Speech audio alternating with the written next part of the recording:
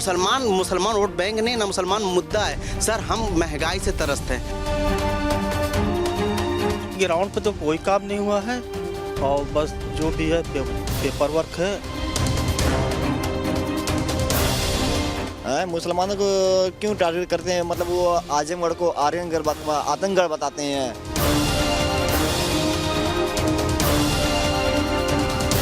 सबसे बड़ा मुद्दा है आज का विकास है, महंगाई है।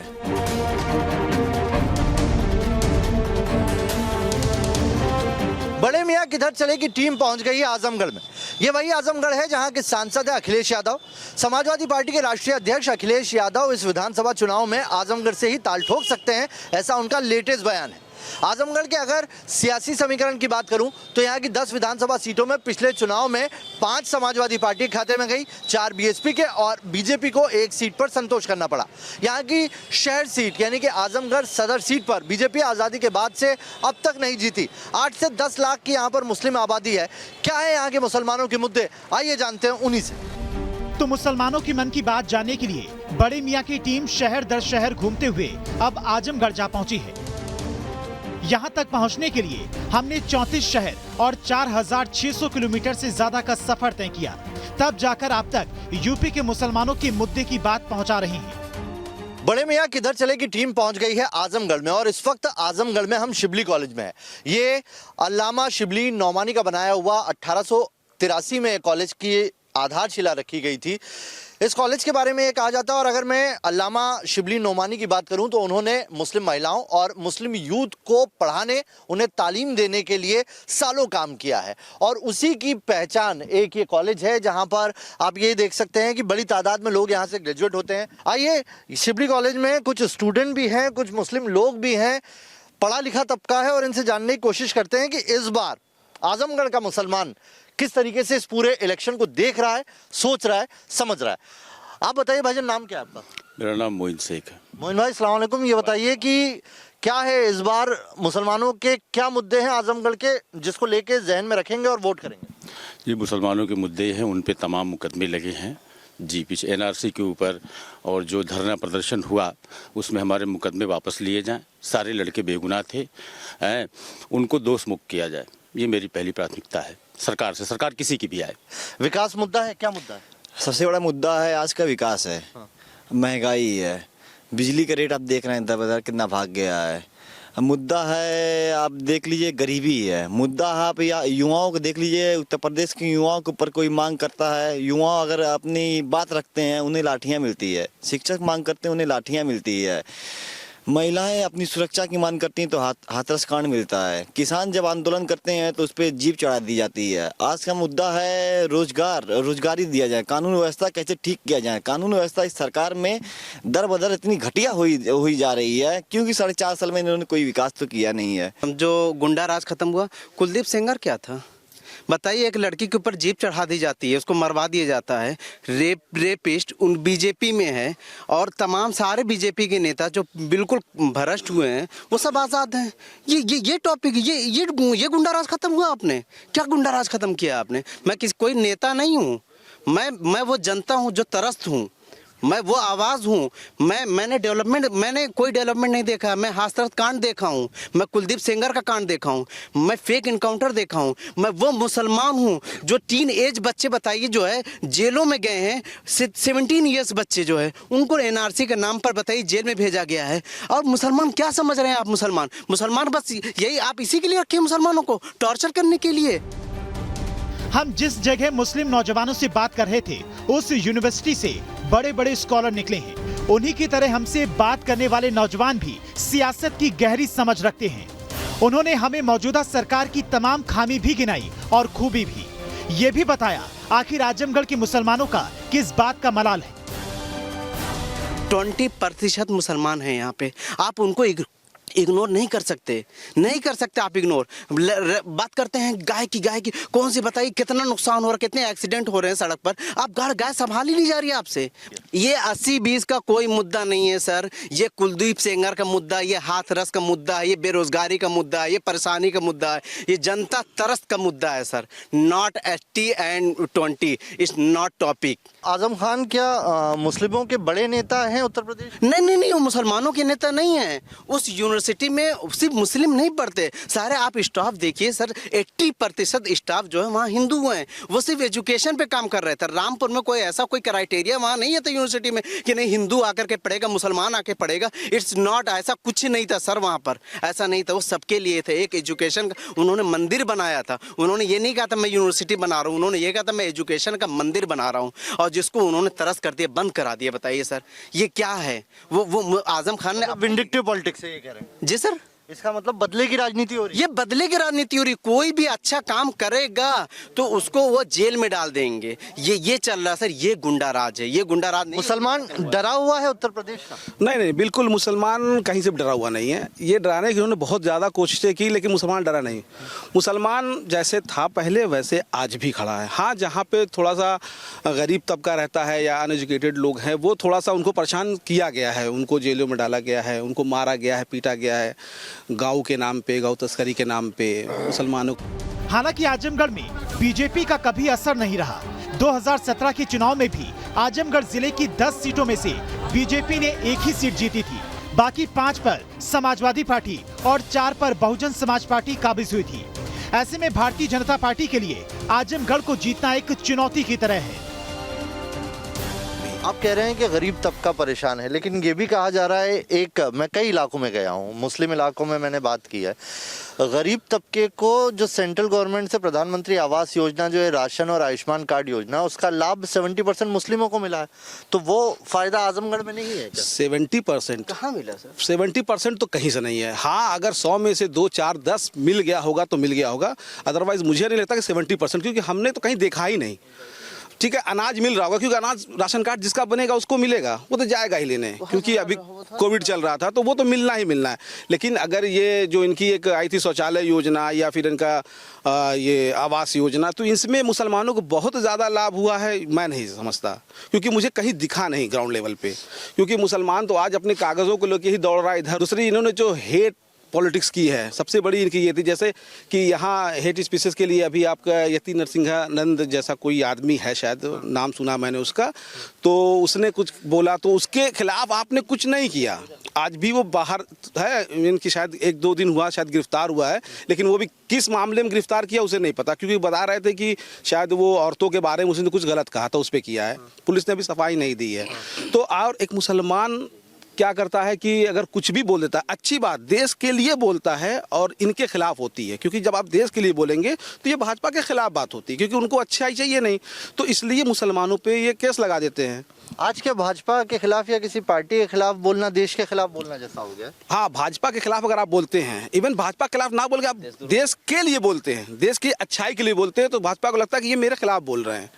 सबसे बड़ी प्रॉब्लम इनकी यही है, क्योंकि ये अच्छाई नहीं चाहते, ये चाहते हैं कि आज देश जो है 200 साल पीछे चला जाए।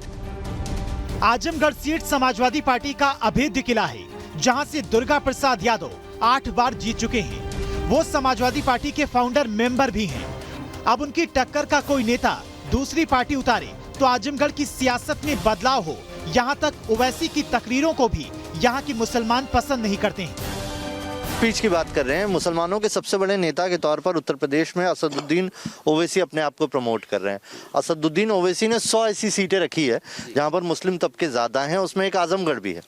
आजमगढ़ के मुसलमान कैसे देख रहे हैं ओवैसी को? आजमगढ़ का मुसलमान, देखिए मुसलमान एक्चुअली क्या होता है कि सब में हर तरह के लोग होते हैं, कोई किसी को पसंद करता है, कोई किसी को पसंद करता है। तो ऐसा नहीं है कि ओवैसी को पसंद करने वाले नहीं हैं, है उनकी भी तादाद है, पर कुछ में है। लेकिन मुझे नहीं लगता कि वो इफेक्ट कर पाएंगे इलेक्शन को ये- जो आ रही है। सर ये उत्तर प्रदेश है। हम बासी रोटी खा करके इत्तेफाक कर लेते हैं। हम हैदराबादी बिरयानी नहीं खाते सर। हम खुश हैं अपनी बासी रोटी में सर। हमको हैदराबादी बिरयानी नहीं चाहिए नहीं, सर। बिरयानी और रोटी बिल्कुल बात सर। नहीं है। हम हमारे उत्तर प्रदेश की लड़ने का सबको अधिकार है। हमारी उत्तर प्रदेश की जनता है, वो उत्तर प्रदेश की जनता वेस्ट बंगाल ने जैसे उन्होंने जवाब दिया था ना, वैसे हमारे उत्तर प्रदेश की सरकार भी उनको जवाब दे देगी। बीजेपी से क्या नफरत है मुसलमानों को? नहीं, कोई नफरत नहीं है सर। हमें आप नफरत डेवलपमेंट होती है। दिए होते हैं, हमें कोई पार्टियों से नफरत नहीं है। योगी जी और ओवैसी साहब में आप दोनों लोगों की अगर भाषण सुन ले आप, दोनों लोग सेम। कभी उन्होंने मुसलमानों के लिए नहीं तारीफ की योगी जी ने, और इन्होंने कभी मुस्लिम हिंदुओं के लिए नहीं की। तो सेम है दोनों एक ही सिक्के वाले। एक भाषा एक है। ऑल स्पीच आर तरीका एक स्क्रिप्टेड ऑफ ओवैसी। उनको वही स्पीच देना होता है जो बीजेपी उनको देती है। स्क्रिप्टेड उनके पास होती है, वही वो देते हैं। अयोध्या काशी जारी है, अब मथुरा की बारी है। ये नारा खूब चला है पश्चिमी उत्तर प्रदेश में, तो बहुत चल रहा है। पूर्वांचल में क्या असर है? जब देश को ज़रूरत थी विकास की, रोजगार की, तब आप दिखे नहीं। तब आप हिंदू मुस्लिम कर रहे थे। यहाँ के मुसलमान को तो आप आतंकवादी मानते हैं। आप यहाँ के मुसलमान को हिंदुस्तानी नहीं मानते हैं। यहाँ के मुसलमान को आप आतंकवादी मानते हैं। पाकिस्तान चले जाइए, पाकिस्तान चले जाइए। अरे हम लोग तो जोड़ने का काम करते हैं, आप तोड़ने का काम करते हैं। इस बेस पे आप राजनीति करते हैं। यूपी में करते हैं, पूरे हिंदुस्तान में आप राजनीति करते हैं। कह रहे हैं मुसलमान का कोई यहाँ पे हक नहीं है। आप बात कर रहे हैं। हमारा एक शेर कहना है कि ये कौन कह रहा है कि मेयार गिरा दो, ये कौन कह रहा है कि मेयार गिरा दो, दुश्मन जो हार मान ले तो तलवार गिरा दो। अरे घुट घुट के 5 साल तलक जीने से बेहतर सरकार अगर ना मर दे तो सरकार गिरा दो। आजमगढ़ जिले की 10 सीटों पर करीब 18% मुस्लिम आबादी है, जबकि आजमगढ़ सीट पर काफी तादाद में मुसलमान हैं, जिनके लिए विकास ही मायने रखता है। ध्रुवीकरण की सियासत को वो समझने लगे हैं, इसीलिए इस बार वोट विकास के नाम पर देने की बात कही जा रही है। फिर वो क्या है, महाराज मानते हैं कोई योगी गवर्नमेंट में बहुत कुछ काम बहुत अच्छे किए हैं, पर कुछ काम में ये बहुत गड़बड़ किया। और विधायक और सांसद लोग से तो मेरी पर्सनल मतलब क्या बता, इन लोग से जादू, इन लोग को बहुत बढ़िया जादू आता है। जितने भी माननीय विधायक और सांसद, इन लोग को जादू बहुत बेहतरीन आता है। जादू क्या आता है कि ये लोग जब इलेक्शन कमीशन जो डिस्ट्रिक्ट के जो डीएम होते हैं, इलेक्शन कमिश्नर के तौर पर काम करते हैं, जब इन लोग को जब अपना ब्यौरा देना होता है ना, संपत्ति का ब्यौरा देना, तो उसमें किसी कोई 25 लाख दिखाए, कोई 25,000 दिखाए, कोई इतना गरीब दिखाएगा कि जैसे लगेगा बस फटा पैंट पहन के घूम रहा है। और जैसे ही विधायक या सांसद या मंत्री बनते, 6 महीने बाद गनर के लिए अलग से फॉर्च्यूनर, गनर के लिए अलग फॉर्च्यूनर आएगी, समर्थक के लिए अलग फॉर्च्यूनर है, घर वालों के लिए अलग फॉर्च्यूनर। इतना सारा पैसा आता कहाँ से? सांसद हैं अखिलेश यादव जी। उनको कैसे आंकते हैं आप? क्योंकि समाजवादी पार्टी के मुख्यमंत्री फेस है वो, और वही चेहरा इस बार आजमगढ़ से चुनाव भी लड़ सकता है विधानसभा का, ये भी खबर।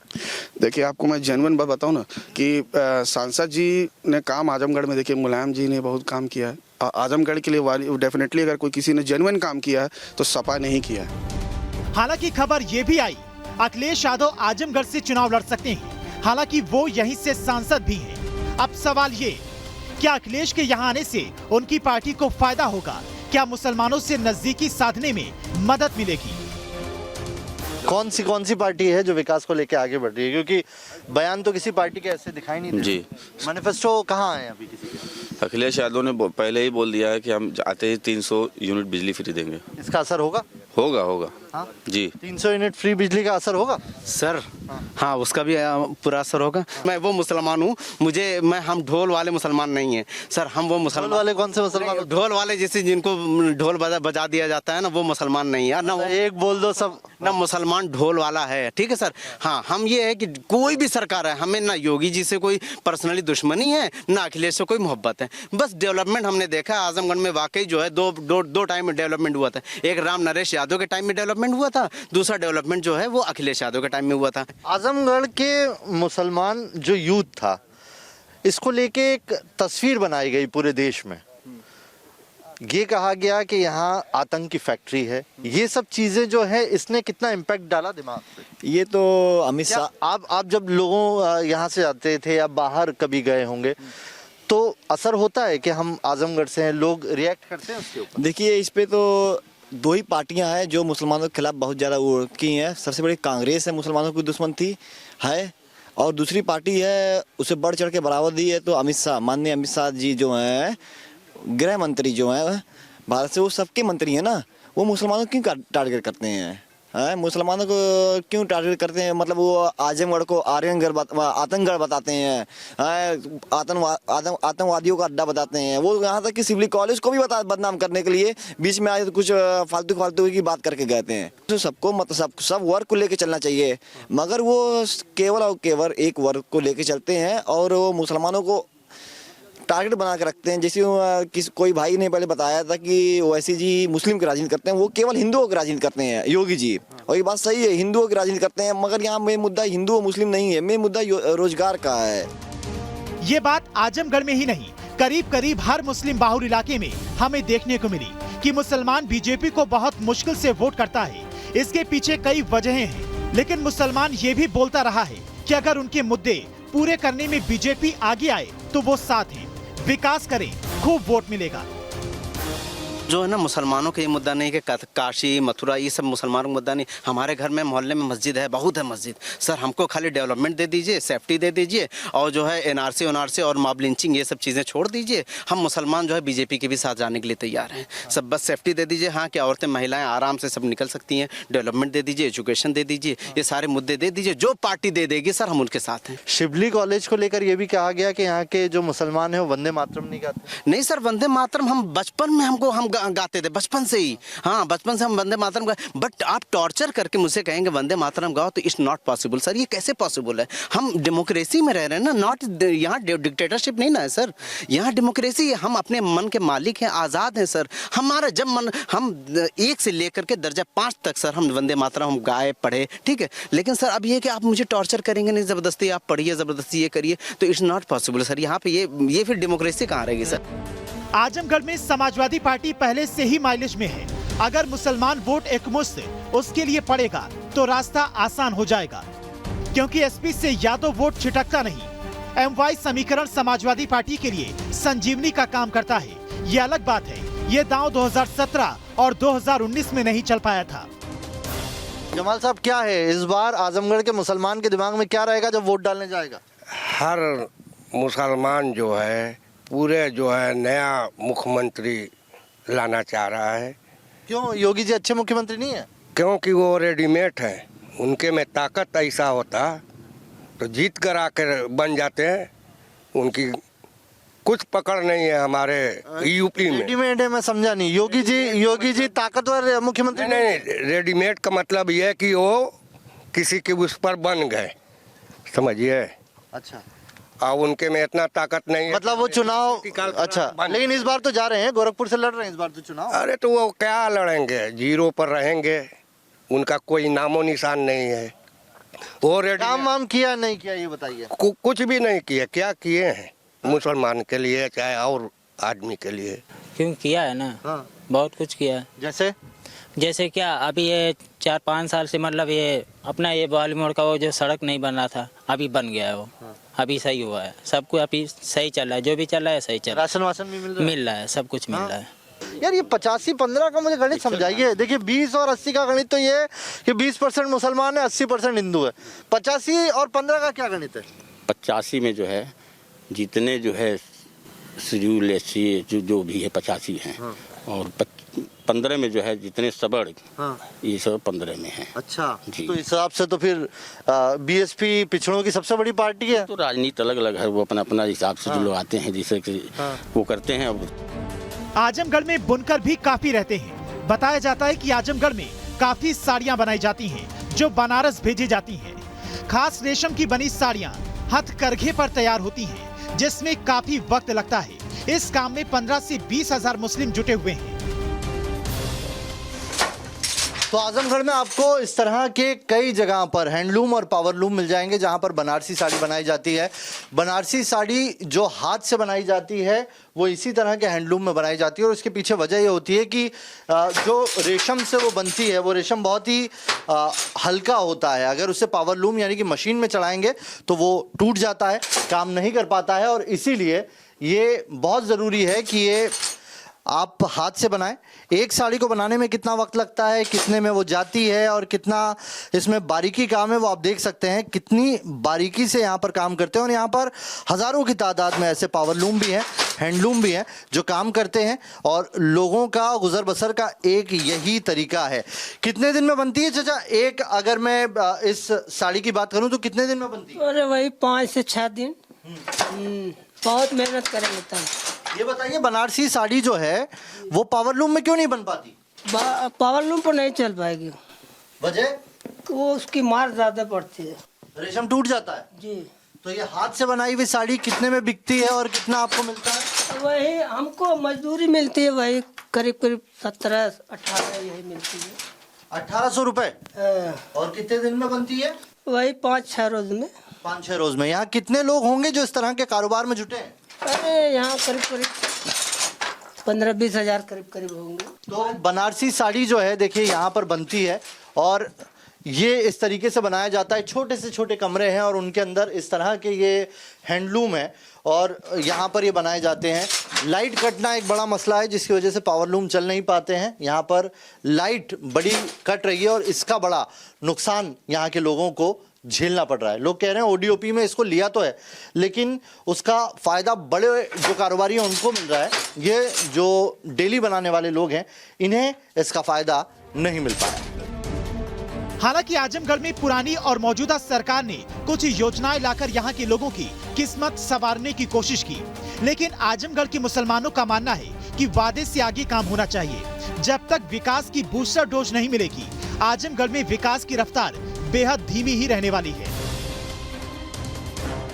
आजमगढ़ और यहाँ के मुसलमानों को लेकर कई बार कई तरह की कई पॉलिटिकल पार्टीज ने बयान भी दिए। बाटला हाउस एनकाउंटर और उसके बाद फिर जयपुर और अहमदाबाद ब्लास्ट में यहाँ के कुछ लोगों के नाम आने की वजह से यहाँ पर LIU और ATS जैसी कई एजेंसियाँ सक्रिय रही हैं। हालांकि पिछले 5 सालों की बात करें तो यहाँ से कोई भी ऐसी घटना नहीं आई, कोई भी शख्स का नाम नहीं आया, लेकिन गाहे बगाहे ये मुद्दे चुनावी ज़रूर बनते हैं। आजमगढ़ पिछले इलाकों में आता है, वहां बुनियादी सुविधाएं भी सभी लोगों को नहीं मिल पा रही हैं। हालांकि इसका असर सिर्फ हैंडलूम से जुड़े मुसलमानों पर ही नहीं बल्कि 80% हिंदू आबादी पर भी पड़ता है, जो हर बार इस उम्मीद से वोट देते हैं कि काश इस बार हालात सुधर जाएं। लेकिन ध्रुवीकरण की हांडी पर जब सियासत पकने लगती है तो विकास और तमाम बुनियादी मुद्दे छोटे पड़ जाते हैं। इस बात का मलाल आजमगढ़ के मुसलमानों को कचोटता रहता है।